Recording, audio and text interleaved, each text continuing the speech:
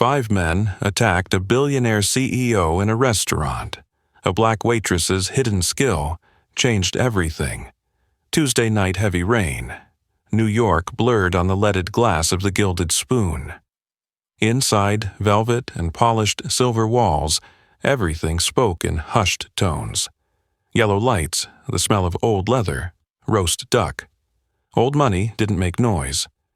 Keisha Vance moved like a shadow. A black waitress, 27, hair in a low bun, black blouse pressed flat, soft shoes. A glass never emptied before she poured. A fork set down meant the dish was cleared. The bill arrived exactly when someone began to think of it. To everyone, she was the perfect server. No one saw the fortress behind her eyes. She didn't just watch, she catalogued. Table 4 twisted a ring when lying. The couple by the window kept their wine glasses apart by a cold inch. Maitre d'Anthony Raines tapped his finger when a regular walked in. Around her neck a worn silver medallion. She touched it whenever her pulse rose. A vow from David's funeral her brother never be a victim again. 8:15 p.m. The doorbell chimed softly. Julian Cross walked in. Tall, charcoal-tailored suit, white cuff an inch exact. Blue eyes tired like someone buying time for an entire city. No bodyguards. That always unsettled staff. He wasn't here for food or service. He was here for memory. Booth 7. The seat across had stayed empty since his wife died. Keisha approached. "Good evening, Mr. Cross. What would you like to start with McAllen 25? "Neat." His voice low used to command. She turned away. He called her back. "Miss Vance." Rarely did he use her name. His gaze direct, sharp probe a cold like valuing a takeover. The coq au vin still the same as last month a test. A question about standards structure the world he needed steady. "Chef Dubois has it tonight, sir. Beyond expectations." The corner of his mouth eased, then shut. Keisha stepped back. The strange sensation lingered. A flicker under the skin. Something off. She told herself it was the rain. Wrong. At the bar, her reflection stared back from the mirror behind the bottles. A face designed to be unnoticed. A mask easy to forget. No one guessed what these hands once trained for. No one saw the flashes of old scenes behind her gray eyes. She touched the medallion. Cold metal, cold vow. See early, act early, don't be a victim. 8:43 p.m. The doorbell changed tone. No more ritual. Metal dragged harsh. 5 men entered, not together, in sequence. The first 2 were shadows in tight dark suits too fitted for dining. They passed the host stand without a word. One latched the door. Another slid into the hall. Anthony opened his mouth. A small shake of the blocker's head shut him. Not suggestion, control. The next 2 were huge shoulders pressing fabric taut. Underneath, soft armor. On their hips, outlines everyone understood. One leaned against the bar wall, eyes sweeping steady. Another blocked the kitchen entrance. The main escape sealed. Air shifted. Forks froze mid-air. Conversation snapped mid-sentence. Warmth drained as though someone opened a freezer door. Keisha polished a glass. Her rhythm didn't break. The cloth still circled. Thought raced faster than pulse. Not a robbery. Robbers were loud, grabbing, eyeing the till. These men were silent, structured, aimed at booth 7. The 5th entered last. Medium height, hair slicked back, hawk face, thin smile, never reaching eyes. Marco Bell. They called him the Ghost. Specialist in persuasion for private firms. His eyes locked on Julian Cross. No one else existed. Keisha recognized the formation. Box and seal. She'd seen it on old diagrams. Box, lid, target inside. She touched the medallion again. Marco glided to booth 7. Julian had tracked it all in the reflection of his Scotch glass. When Marco stopped, Julian only looked annoyed, like a meeting dropped into his schedule. He sipped, then raised his gaze. Bell. His voice had thorns. Surely, you're not here to discuss Coco Van. Mr. Cross. Marco smiled. Mr. Thorne wants last time's conversation concluded. His eyes flicked around. And he wants you focused. No distractions. The name Robert Thorne hit the table like a switchblade. Nobody else heard. Keisha did. She logged it. The man at the bar drew a pistol with a suppressor. Not aimed, just shown. Its presence screamed. A woman gasped. Phones. On the table. His voice was low. Iron. Devices slid onto white linen. Hands trembled. Keisha calculated. Kitchen blocked. Front door controlled. 2 enforcers. 2 scouts. 1 lead. Target Julian. Purpose extraction. Not assassination. If it were, it would already be over. Marco leaned closer, a voice private. Easy or hard, Julian? Hard, and these walls get new paint. You're coming with us, and you're bringing the Phoenix Drive. Julian cracked. Barely. A hairline fracture. Enough. Marco saw it. Keisha, too. Ah. Marco growled. So it's nearby. Good. Saves us trouble. He snapped his fingers. The 2 heavies moved to lift him. Keisha set the glass down. A small click. The man at the bar turned irritated. In that fraction of a second, Keisha Vance was no longer a waitress. Her shoulders squared, the mask fell, her face cold, empty, focused. She crouched and launched across the bar. A heavy bottle of liquor filled her hand as she landed. She didn't recall grabbing it. The body chose for her, the heaviest weapon in reach. The swing carried her full momentum. The bottle cracked into the temple of the bar guard. It didn't shatter. All force went into bone. His eyes rolled back. He collapsed like a puppet with strings cut. The only sound left was someone swallowing hard. The kitchen guard spun toward her. Keisha kicked a bar stool. It skidded across the floor. He dodged on instinct, half step off balance. She dropped low, darted through the kitchen door. The first bullet ripped the frame where her head had been. The restaurant froze. Inside the kitchen, steel gleamed. Fire hissed, water boiled. Keisha vanished beyond the swinging door. The storm didn't vanish with her. It had only begun. This wasn't a robbery. This was the story of a woman's past detonating into her present, and in 12 minutes shifting the balance of power in a city that lived on power. The kitchen was her arena. Cast iron still hot, water boiling. Tight corners canceled muscle. Steel surfaces gave back reflex. Out the back door, now, Keisha's voice, not a waitress's tone. Command. The head chef, 2 Seuss 1 dishwasher. They rushed for the steel door. The enforcer kicked into the kitchen, gun up. You're crazy, you're dead. Keisha was already moving. The skillet flew like a discus. It smashed his gun wrist, slid up into his shoulder. He groaned, aim broken. The back door latch clicked. Staff spilled into the rainy alley.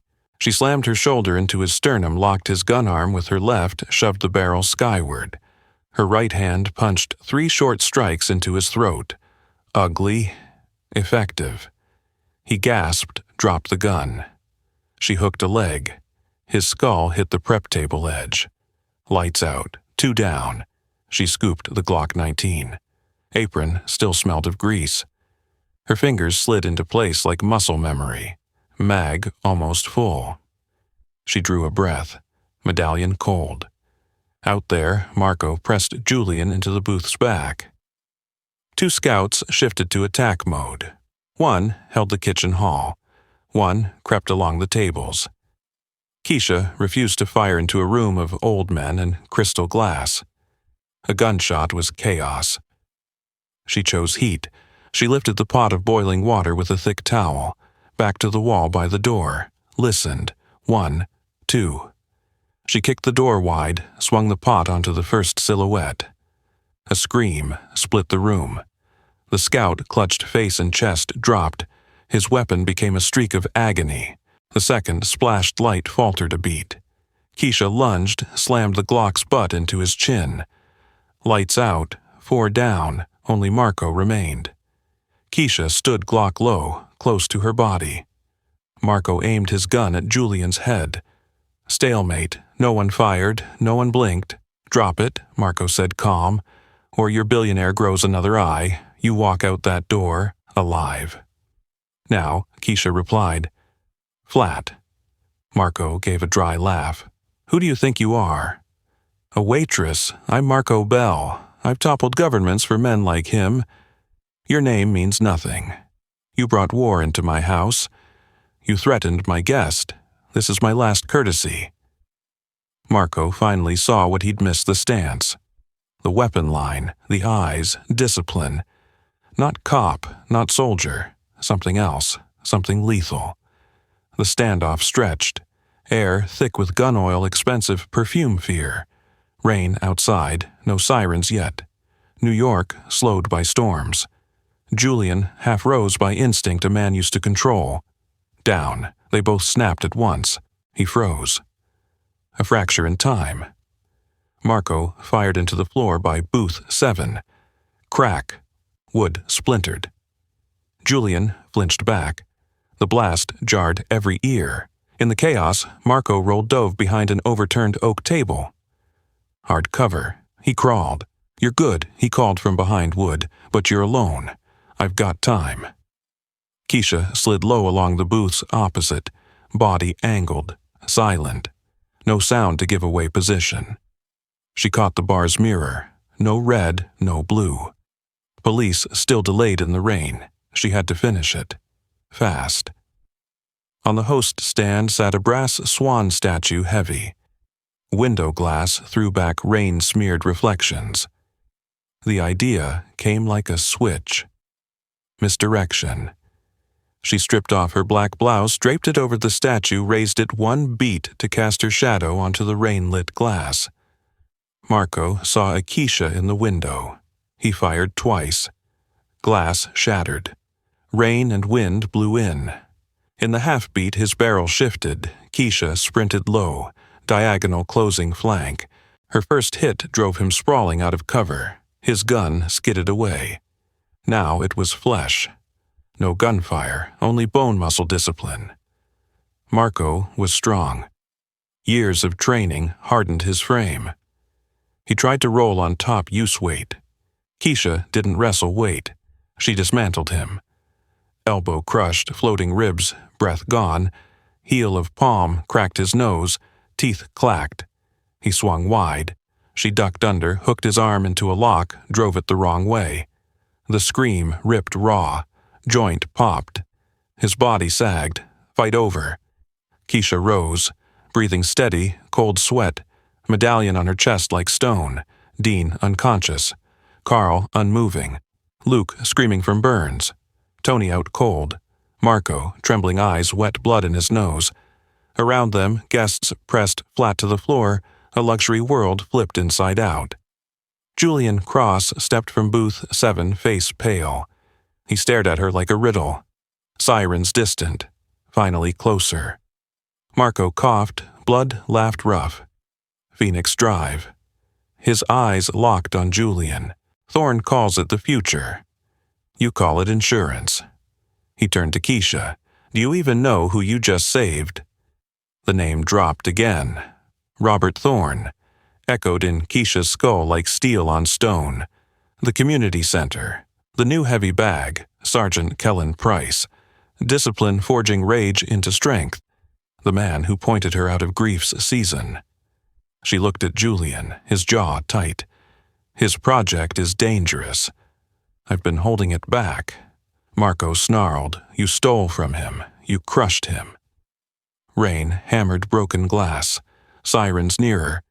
Keisha's fingers squeezed the medallion. A question rose. Cold. Who did I just save, and what will I do next with the drive so close? The door braced to burst under wet boots. Time measured in heartbeats. Keisha looked down at Marco, then at Julian. Between them lay the Phoenix Drive, a thing that could set the whole map on fire. Rain kept falling. The story wasn't finished. But one truth was no one in that room would ever see the black waitress the same again. She had changed the room. What came next would change the city. Gunpowder, expensive perfume, rain blown in through shattered glass. Wealthy guests lay pressed flat among white linens and crystal. Marco Bell panted, arm-dislocated eyes watering. Julian Cross stood behind booth 7, pale chin still lifted out of habit and power. Keisha Vance held the Glock low tight to her ribs. Steady. Sirens still distant. Just red and blue streaks mixed into the rain. Marco spat blood, croaked a laugh. Phoenix Drive, his eyes cut to Julian. He calls it insurance. Thorne calls it the future.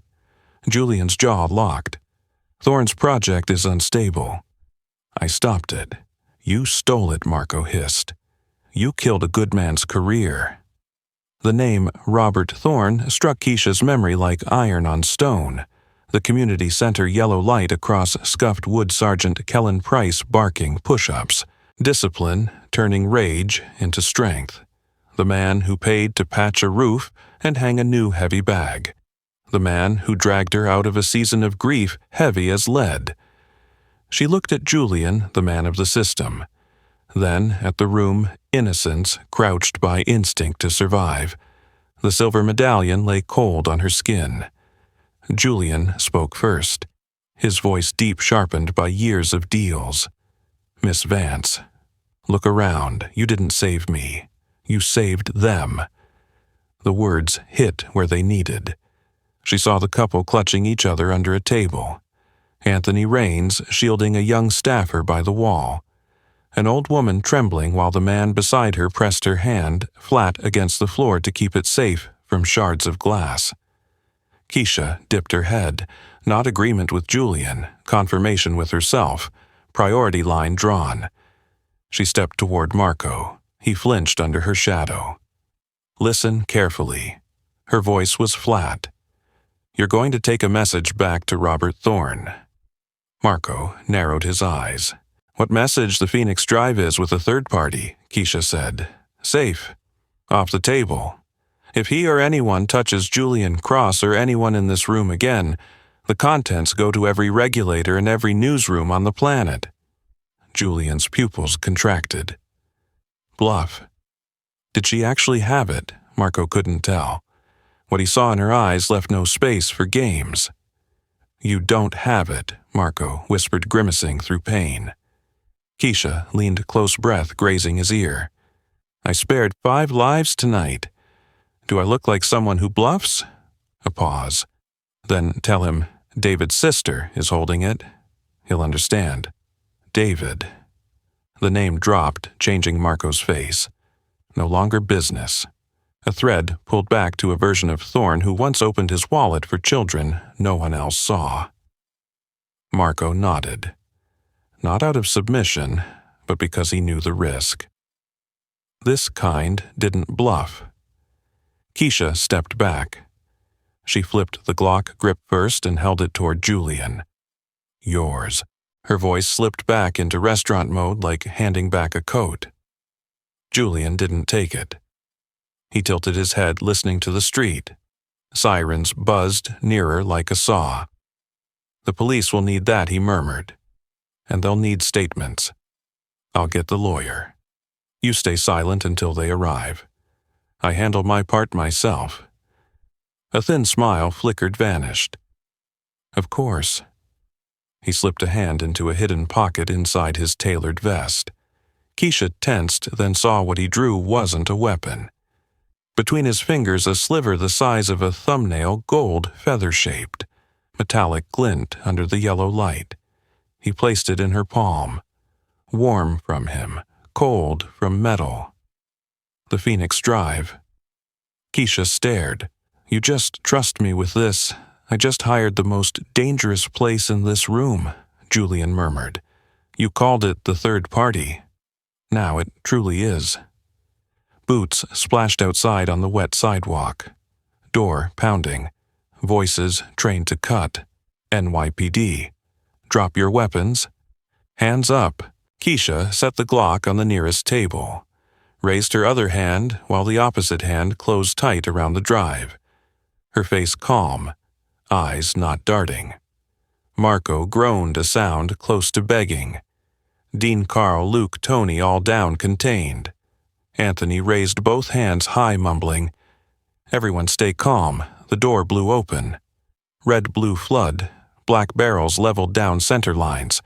Commands dropped like stone. "Don't move, face down, drop whatever's in your hands." Julian Cross took control. His businessman's voice back precise, urgent. 5 assailants, 4 down, 1 critical. Restaurant staff unarmed? He delivered exactly enough no detail that would bury Keisha. Cuffs snapped on Marco, then Luke. Paramedics rushed in for burns and head trauma. A detective approached, eyes swinging between Julian and Keisha. Name, Keisha Vance. "You had the gun, I picked it up so no one else would fire." "What were you doing before this?" "Serving." Julian's lawyer appeared as if waiting at the corner all along. The narrative spun with careful threads: attempted robbery. Restaurant staff defended. Patrons saved by quick reaction. Paperwork, statements, extracted security footage. Testimony from old money guests that carried weight. Keisha kept her palm closed.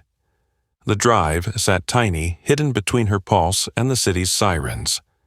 The rain-washed night ebbed. The city swallowed back its noise. The story left the restaurant, walked into corridors of paperwork. But the balance had shifted deterrence for deterrence.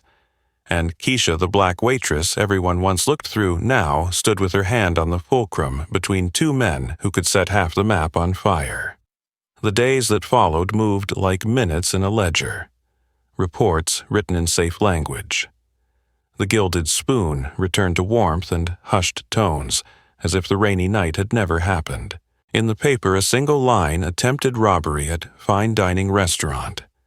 Brave staffer assisted in subduing suspects. No name by agreement. Dining room cameras showed chairs, glasses, and the spaces between them more than they showed faces. Keisha was never cuffed. She worked with a lawyer introduced by Julian Cross-retainer, money-routed, from some employee impact assistance fund. Her statement was spare, exact. No embellishment, no bending. She only omitted what had to be omitted: the golden feather in her palm at the moment before the sirens came. A week later, the glass elevator opened onto a floor so high the Hudson looked like a strip of tin. Cross's office was a glass box set atop the city. Thick carpet, silenced steps. The walls bore no awards, only graphs of the curves other people called markets. Julian stood with his back to the window, the city spread beneath him like a circuit board. He turned as she entered. No wasted gestures. "I owe you a debt I can't repay with money," he said. "Still, you'll find a transfer in a private account to give you the freedom to do what you want with your life." He paused, eyes steady. "But I'm not asking you to be a bodyguard. Bodyguards react. I need someone a step ahead." He gestured past the glass. "This empire has 1,000 enemies. In boardrooms, in political corridors, and in places like that rainy night, the rules have changed. I need a new division, a gray zone, yours. Build it yourself. You answer only to me. Mission neutralize threats before they even have a name." The offer fell like a contract with no page numbers, a kingdom without lights. Keisha didn't rush. Her fingers brushed the medallion. Still cold as the first time. "I accept," she said, "but on 2 conditions." One brow arched. "Go on." "1. You leave Robert Thorne alone, no retaliation. The stalemate I set that night holds. You don't kick a man already down." Julian waited a beat, then nodded. "Done." 2. The Phoenix Drive stays with me. She pulled the golden feather from her coat pocket, held it in the air, light bit at its edge. "It belongs to neither you nor him. It belongs to whoever can keep it at the threshold of ethics. It's the safety valve. For me, for anyone below this tower. A silence thick as the glass wall. Julian studied her as though valuing an asset balance sheets had no line for. Then he smiled. Real? Rare. I thought I'd found a soldier. Turns out I found an architect. He extended his hand. Welcome to Croft Enterprises, Miss Vance. Her hand met his, not tight, not slack, just enough to seal a deal without ink. The handshake closed one life. The waitress turned shadow. From now, Keisha Vance had an unnamed room in the org chart. A badge that opened any door she needed, and a direct line into the office on high. As the elevator descended, the city moved again like a machine breathing. Keisha looked at the golden feather in her hand. Small. Light. Heavier than any gun. She remembered Marco on the restaurant floor, Julian, pushing her 1/2 beat forward. Robert Thorne, under the old yellow light at the community center, the man who paid real money for a heavy bag and taught a girl in gloves to hit her target. The doors opened. Cool stone lobby.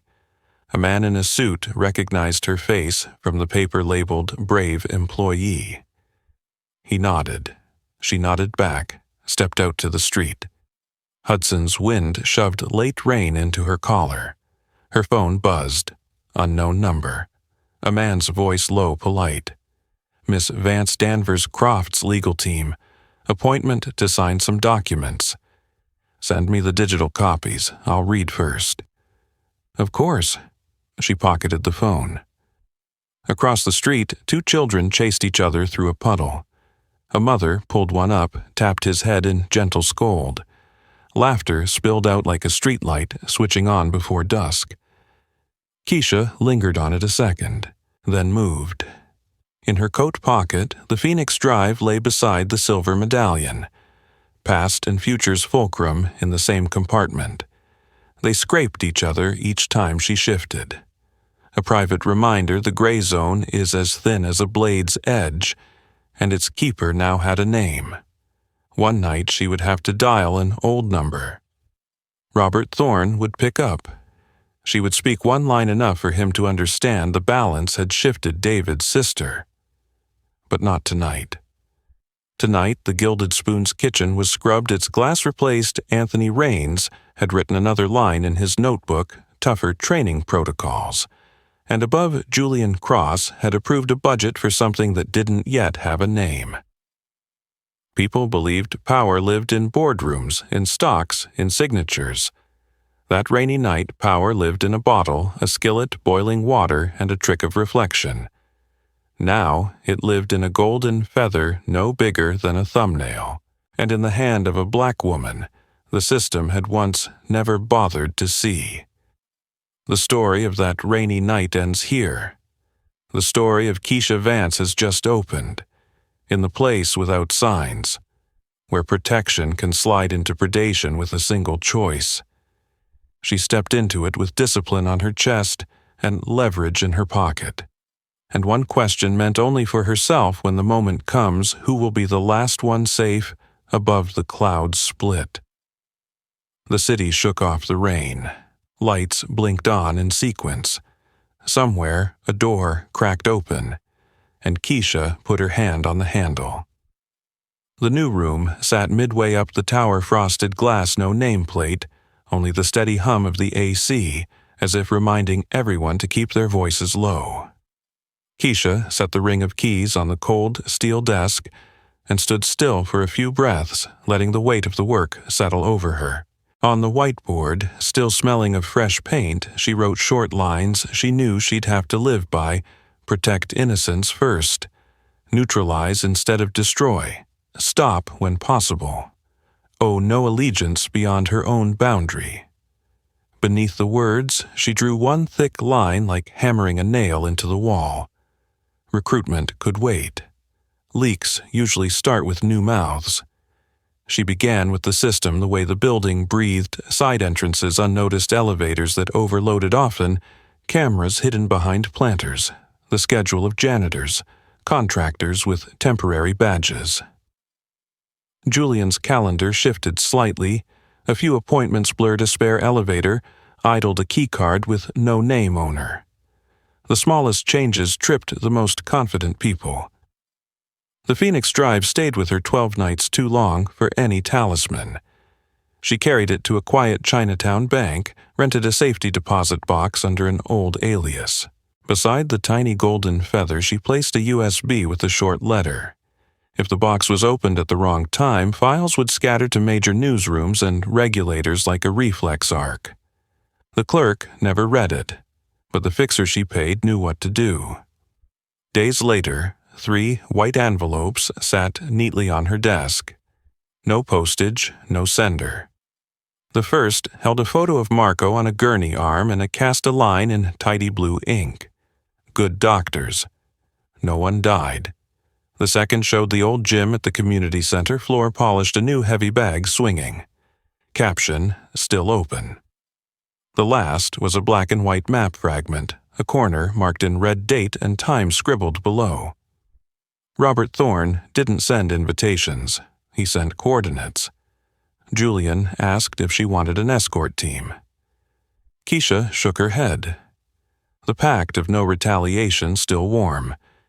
Keeping it was the only way to keep the board from burning. She arrived on a drizzling night, the roof of the old church filmed in water wooden doors, opening into a cool dark where her eyes adjusted. The man stood older than his photos, more silver in his hair, but the look unchanged. He called her by the name that once tied their lives together, David's sister. No preamble. The question cut straight to the heart what Phoenix truly did. Thorne spoke of it as a scalpel for markets able to slice where systems clogged and free the flow, but also able to arc sparks through the whole circuit board if handled by ignorance. He slid across a tiny black USB unlabeled models, counterpoints, emergency protocols, rails for braking. You read his voice low. You decide. Not me, not Julian. Keisha stared at the small thing in her palm, thought of the golden feather locked away. 2 fragments of something she refused to call power, because power usually came with dirty hands. She set her conditions in the voice of a sentry. No innocent dies in this tug of war. The pensions of those who don't even know these names stay untouched. Above all, no one lays hands on each other. Anyone who does the whole truth comes out no more bargaining. Thorne nodded. He had taken her to Kellen's gym when she was 16. He knew how heavy the word discipline was to her. The night ended as lightly as it began. She didn't look back on the church steps. In her coat pocket, another black shard. Against her chest, the silver medallion anchoring her. Next morning, the gray room gained a computer cut off from the network new folding chairs and the gaze of someone working alone. She opened the black USB, read plain words burning with consequence. Men who loved to say disruptive innovation often forgot the brakes. In this file, the brakes were built in. By noon, Julian forwarded her an anonymous email sent to a few board members with server logs faked to look compromised. The strike staged like mid-level theater, clean enough to bait the impatient, dirty enough to smear anyone who fought back. She didn't bite. A few hallway camera frames, a cheap USB, a file naming Quirk, a coffee meeting between 2 men who shouldn't have met. Each piece slid into place. The puppeteer, a deputy VP at the security contractor, tugging nerves of fear to justify a counter-strike. Keisha sent legal 2 photos and 1 opening line. We are victims of a setup. The afternoon board meeting was quieter than usual. Julian's text came short, clean. No shots fired, no showboating. The gray room had done its job, kept the boundary from tearing. Anthony's call came while the night was still heavy. 2 men stood across the street, not entering, not knocking, just watching through the glass. Keisha told him not to call the police, yet fear usually made scouts run faster than reason. Once the red-blue lights came, all that would be left was their backs and a trace of cold smoke. She arrived, dressed to disappear, gray jacket, baseball cap, running shoes. Without forcing a confrontation, she stood beside them, looking through the same pane of glass at velvet walls and gold light fading with the hour. "Beautiful," she said. They stayed silent, the silence of men who knew they'd been recognized. "You've reached the first step," she went on, eyes still on the glass. "Watching. The next step is testing the lock. After that, the door opens." They asked who she was. She didn't give the name the papers had already printed under her photo. Instead, she showed them a picture on her phone, a deputy contractor VP, and a councilman's aide sitting in a cafe. Beneath it, a note they'd read instantly: "Payoffs late this week. Don't expect your full cut."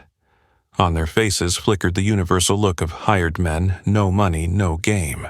She borrowed their rhythm to place her own message, take another picture, send it to your boss, and write that this room belongs to no faction. Touch it, and you unlock the last lock yourself. Then she gave them 4 words that once made a known name in this city: stop in his tracks, David's sister. They turned away, neither fast nor slow, melting into the corner like water down a drain after rain. Keisha stepped into the Gilded Spoon. Anthony's eyes held his thanks. She reminded him of one procedural change. If someone lingers across the street, don't stare, call her. Small lesson, big effect. By late morning, Julian called to say the council had gone quiet, the other side pulled back. Keisha answered with a single good like, checking an invisible box. She mentioned briefly that Thorne had sent over the files, that Phoenix was like a one-edged scalpel meant to save. Cut right, and bleeding stopped cut wrong, and everything collapsed. The only safe place was in the hand that held it. And for now, that hand was hers, or more precisely, a boundary's. By noon, legal sent a draft of the new crisis protocol. The opening line by habit read, "Full cooperation." Keisha edited it, "Protect innocence. First, avoid on-site escalation risks. Conditional cooperation through legal counsel."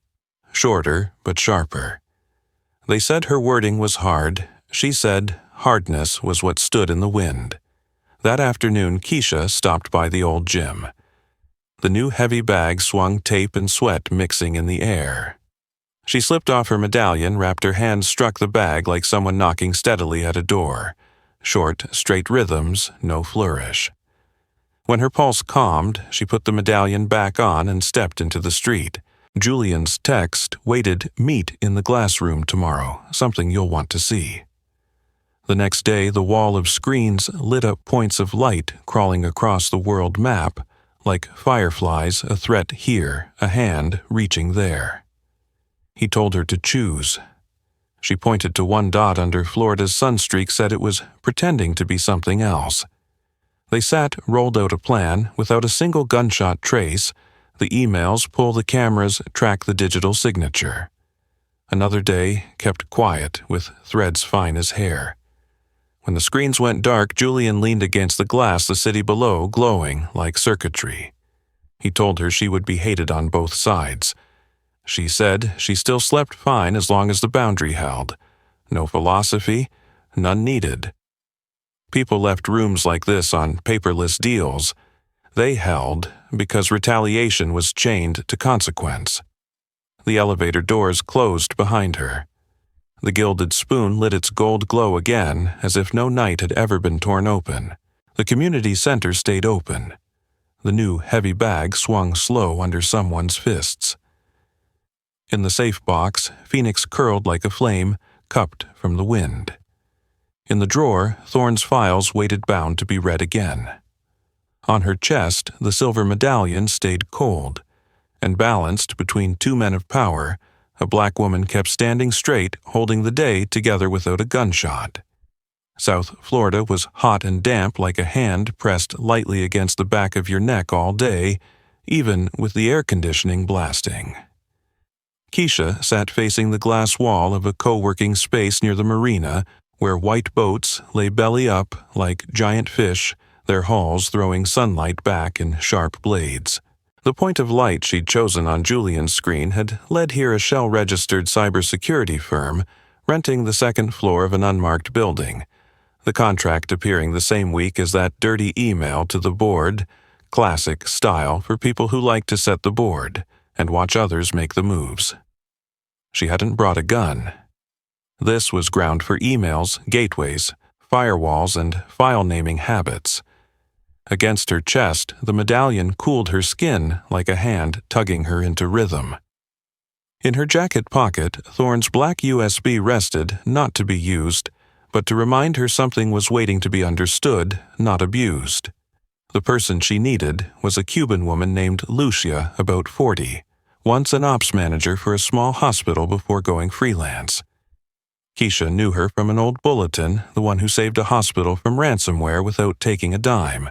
Lucia wore a baseball cap, a small arrow tattoo pointing toward her wrist, and carried the wary smile of someone who'd seen too much darkness in brightly lit buildings. "You're Vance Lucia?" asked Havana, still in her English. "Keisha, what do you want with that hive?" She jerked her chin toward the Shell office. "Not bees." "Termites chewing soft wood," Keisha said. "I want to see where they're eating."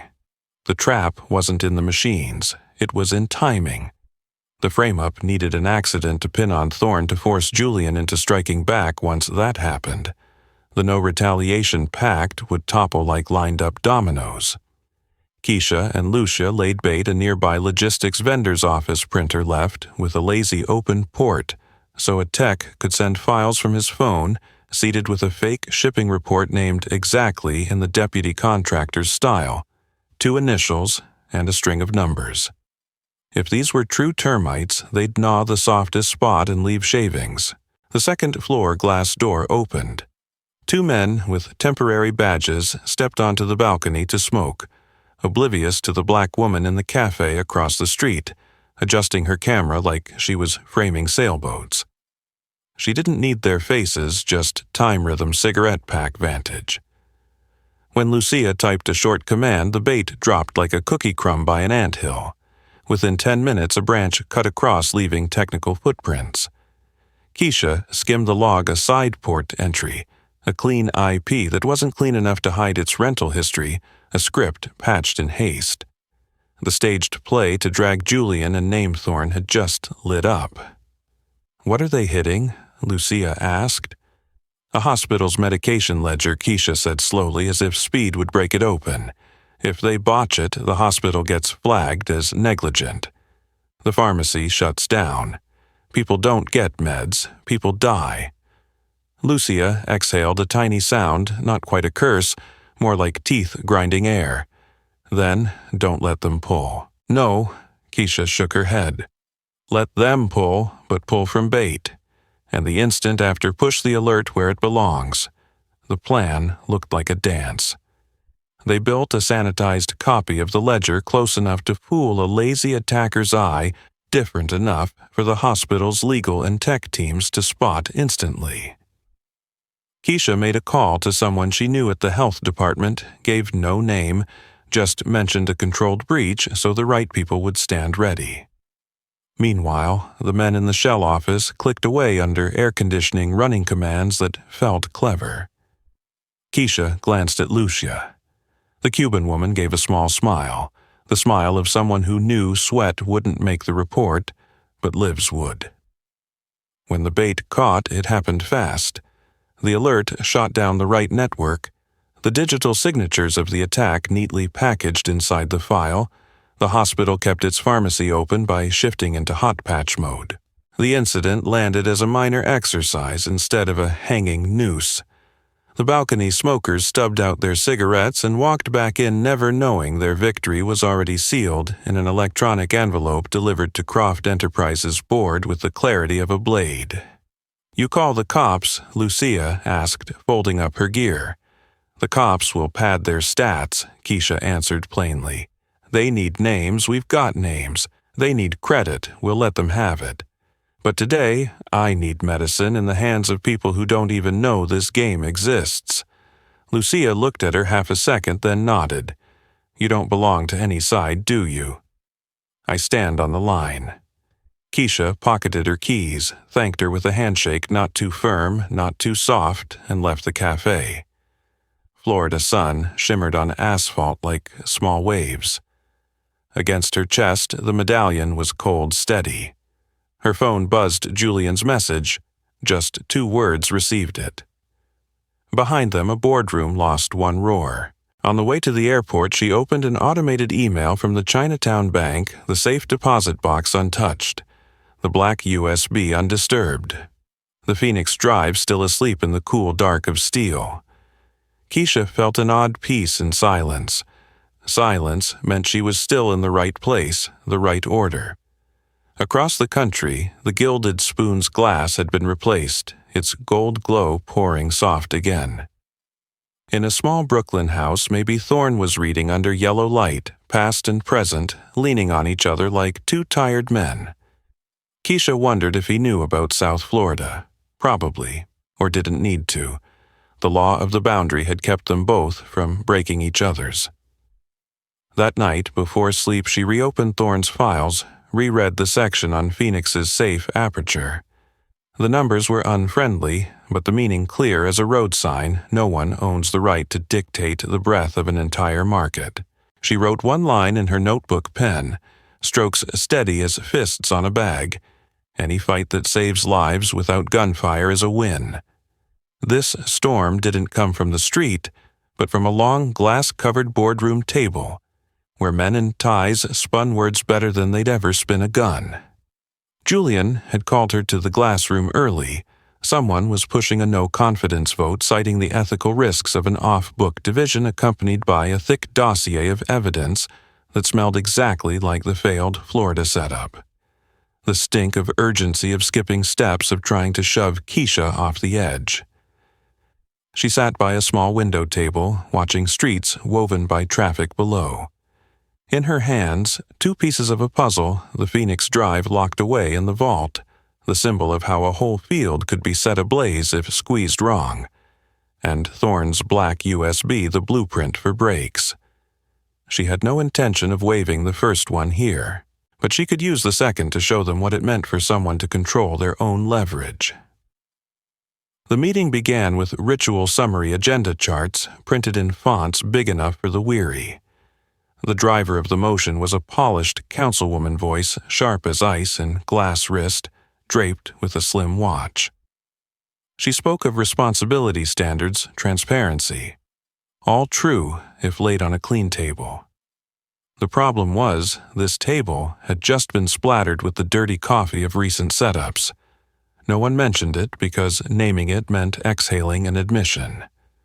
Julian sat silent through half-blue eyes, staring as though through the screen or through himself.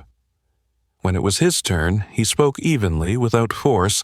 A staged frame dismantled a hospital kept open, a board scam diffused. The councilwoman smiled. Wonderful. But we cannot anchor a company on an individual who isn't even on the chart, can we? Every gaze dropped to Keisha like she'd just been called on, or like she was the main dish in a dinner someone else had ordered. Keisha rose. No throat clear. She spoke slow, like pouring water into a glass already set. No mention of the gilded spoon. No brag of bottles, pans, or boiling water. No waitress as an alibi. She told of a boundary and days without gunfire, of unwinding Florida's trap through documents and doors, not dramatics. Then she pushed a slice of light onto the screen, digital signature, maps, timestamps, corridor, camera gaps, the technical fingerprints of a deputy contractor VP. Cold, clean, quiet. The so-called off-book division you speak of, she closed, is built on 3 simple things: protecting innocence, neutralizing instead of escalating, and staying silent when silence saves more lives than anger. The room rippled like water struck by a pebble. Some smirked. Some leaned back. The councilwoman tilted her head, smile intact, but pupils changed. "Miss Vance," she said, using her name for the first time, velvet-wrapped blade. Can you guarantee your boundary won't one day slip into personal power? Keisha met her eyes. No one can guarantee that, ma'am. Which is why I keep one valve in the hands of someone who could end both sides if needed. That valve isn't in this boardroom. And the other valve, the break files have been opened to those who need to read them. She lifted the black USB, handed it to the legal secretary. If I ever slip, you'll know before I can say a word. Not a threat, only the one way to bind herself. The councilwoman looked to Julian. No smile now. The board didn't need a show of hands. The storm passed unpleasant but not strong enough to uproot. We'll trial this gray room model for 6 months, she said, face cold as glass again, and demand periodic reports. Keisha nodded reports she could write. Reports were how you translated silence into the language of those who loved words. After the meeting, Julian said nothing in the elevator. At the glass floor, he stopped beside her shoulder against the black frame. They'll try again, he said, eyes on the sky. Someone will poke the place that makes you lose patience. As long as this medallion stays, Keisha touched the silver chain. I'll remember what I promised in a gym that smelled of tape and sweat. You have another vow, he reminded. Yes, she said softly. One for the man who bought a heavy bag with his own money. That afternoon, she called Thorne. No code words, no David's sister. She spoke of the meeting of the black USB opened of the 6-month trial of expectations and limits. Thorne listened with silence, just long enough to prove he was there, not lost in memory. Where are you choosing to stand, Keisha? He asked at last. At the place least seen, she answered. Right on the edge. Cold place. The air's clean there. That night, she walked the river thinking about how people measure right and wrong only by who profits. She knew she couldn't escape that. One day, something she did might earn her a different headline, might give the councilwoman more votes, might even cost the kids at the gym a week's class if someone cut funding. But she also knew this today, a hospital pharmacy hadn't been shut. This morning, 2 men outside a restaurant hadn't stepped in.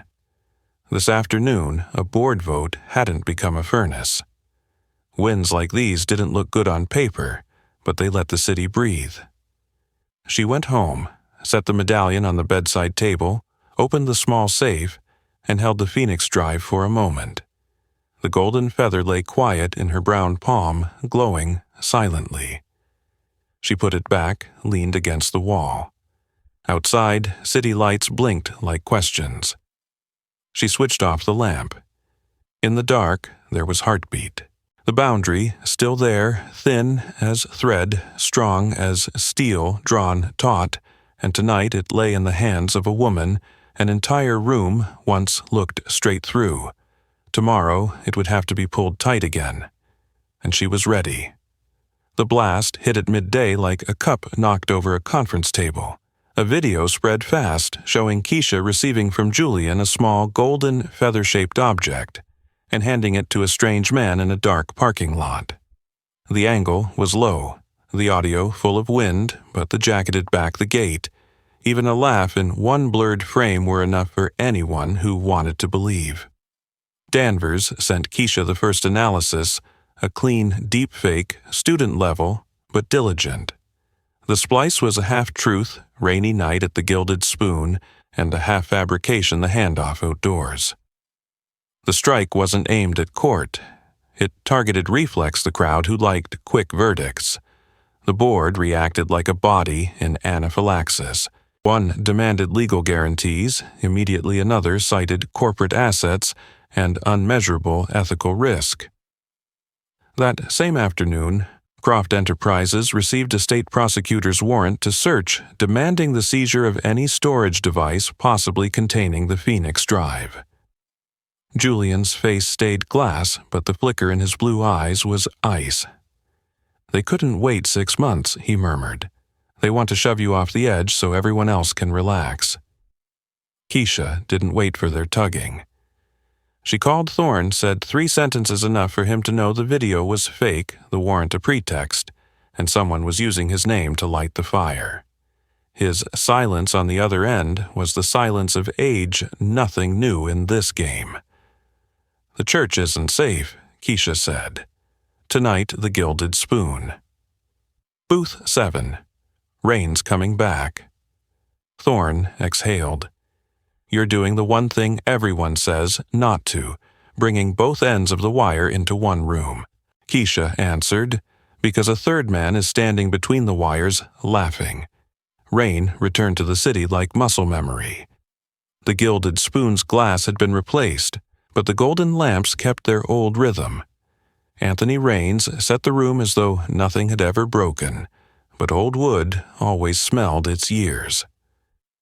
Keisha arrived first, walked each table like rehearsing choreography before performance. The silver medallion cooled her skin. She stood in her old spot watching the doorway through the bar's mirror, not to see herself, but to see reflection. Julian came on time alone as always. Thorne, 10 minutes later, dark raincoat collar high against the silver in his hair. They didn't shake hands. Anthony drew booth 7 closed like sealing a chamber. Keisha sat on the edge, hands loose on the table, as if just here to order. "We're not here to reconcile," she said, eyes passing from one man to the other. "We're here to straighten a story." The first gust blew when she touched the medallion. 3 men entered, suits, exact hair, neat eyes, not seeking seats but angles for cameras. Not police, not full media with permits. The kind who report before law. They carried their excuse like a badge. Keisha saw the leader face too smooth, and knew instantly the deputy security VP she'd unmasked in Florida now, with a new sponsor and a new reason to play righteous. She signaled Anthony. The music lowered, not silenced. Their polite smile delivered the demand for close shots. The return smile was one she'd seen often. "We're only recording to preserve the truth." Truth never needed that kind of lens to survive. She knew. The leader began. "Our report confirms Miss Vance holds an illegal asset belonging to Croft Enterprises and has transferred it to an unknown party." Keisha cut in softly. "You're telling half a story." She turned to Julian. "May I open a machine in front of you?" He nodded. She dialed Danvers, waiting by the side door, who brought in an isolated computer. "What you call Phoenix," she told the intruders, "is just a shell. Here is the opposite, the break." She inserted Thorne's black USB. The screen opened not to code or dizzying graphs, but to instruction sheets, safety notes for those who might trip a valve. She scrolled passages about safe aperture, about shutoff, about kill switches when trust was gone. "The fan you project," she said, voice low, "has 2 blades. One is power, the other is break." She looked to Thorne. "I bring the break into the room because I know no one here wants to die." The leader smirked. "We didn't come for manuals. We came to take the thing." The words brought back the gunpowder scent of that other night, the scent of men who thought everything could be taken if you hit hard enough. Keisha shook her head, almost smiling. "You already took it. Too far." She spun the screen, showing log files and digital signatures of unauthorized access, the very times this crew had dipped into Croft's systems to build their evidence. "The so-called proof against me begins with the holes you drilled," she said loud enough for a nearby table to overhear, and the stranger in the video was face software. "You're good, but not good enough to leave no shadow." A door opened. Not police. 2 federal investigators with a prosecutor's aide, warrant neat in hand. No guns drawn, no shouts. The leader turned like someone used to lights, flipping face calm enough to hide who had tipped. Keisha stepped half back, yielding to procedure. No signal needed, she had done that before the rain fell. Thorne studied the screen a beat longer, then looked at her. "You just saved an old man from being shoved down the steps by his own name. he said, half a jest, half a truth. Julian didn't laugh. He looked at Keisha the way one looks at an anchor in storm. "They'll tear you in two," he whispered. "Half will call you savior, half will call you threat." "They can call me anything," Keisha replied, "as long as the nameless can breathe."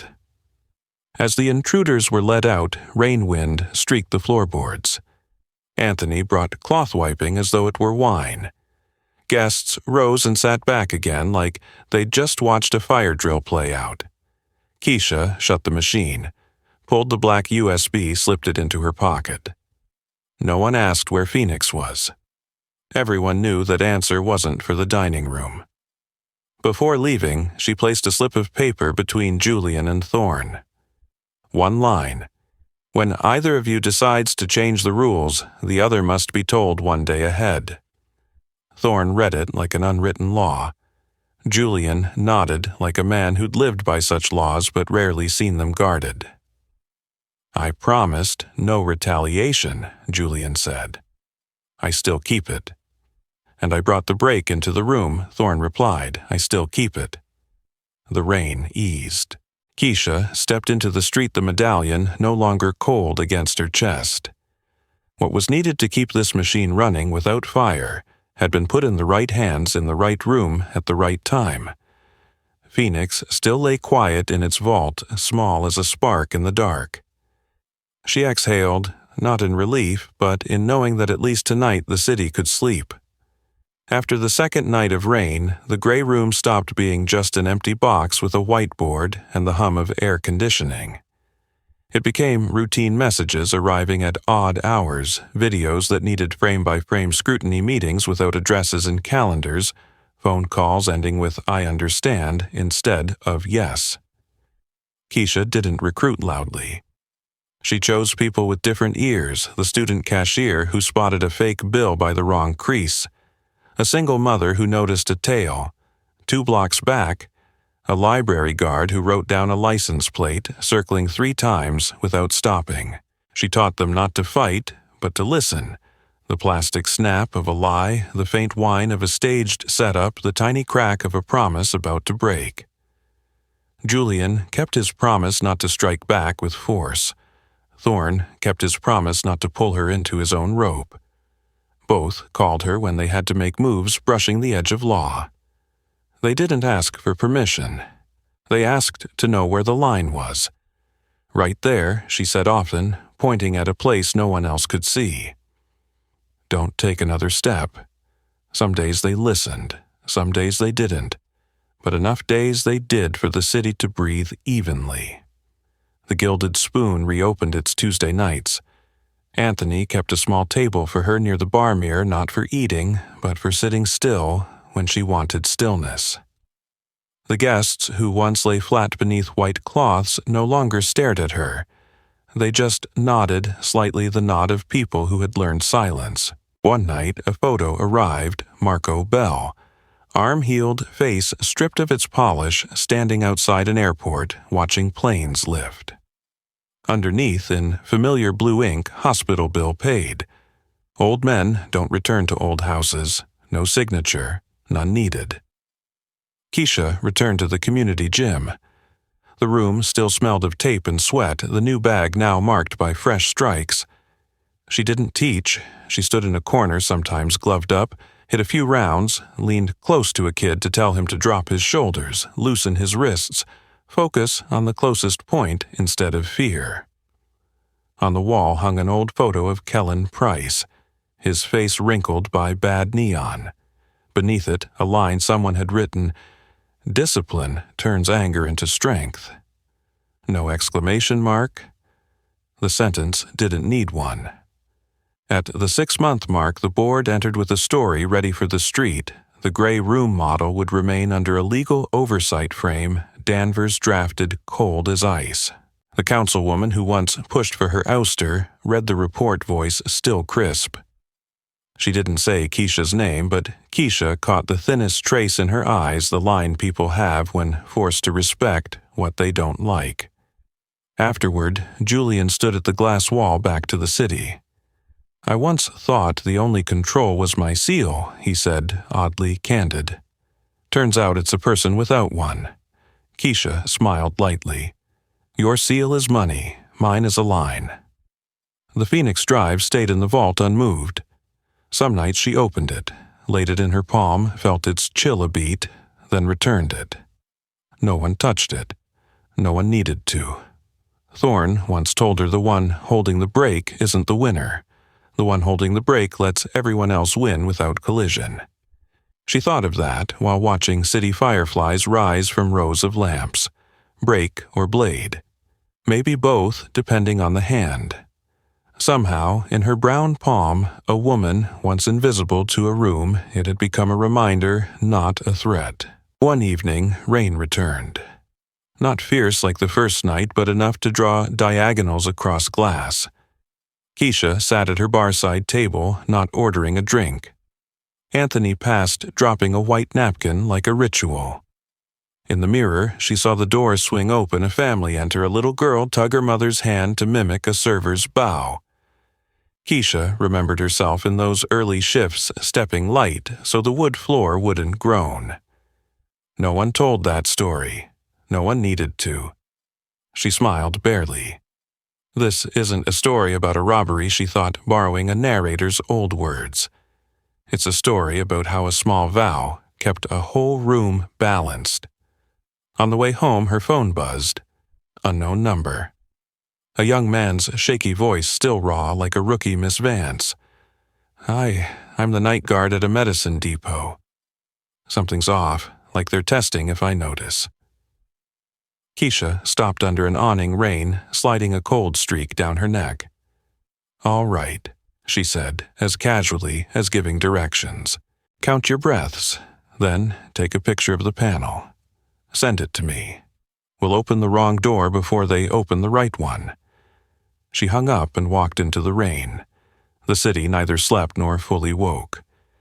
It stayed in between the gray zone where people like her worked quietly. The silver medallion lay cold on her chest, then warmed to her heartbeat. Tomorrow might be another day without gunfire. Or not. But one thing she knew, the line was still there, thin as a blade's edge, taut as a string, and the hand holding it would not let go. If one line could close this story, it might be this. It's not about right or wrong. It's about who stands in the middle when the rain comes. And tonight, as on the first night, that person was a black woman who learned how to keep a whole room from collapsing on itself. She walked on the rain trailing behind like the city's smallest round of applause for someone who helped it breathe. Not a story of theft, but of a vow, holding a room, steady Keisha Vance with silver medallion at her chest. Phoenix Drive in the vault, the gray room in her hand stood between Julian Cross and Robert Thorne, between power and principle to protect the innocent and keep the city breathing. So, if you were the one holding that golden feather, which side would you choose?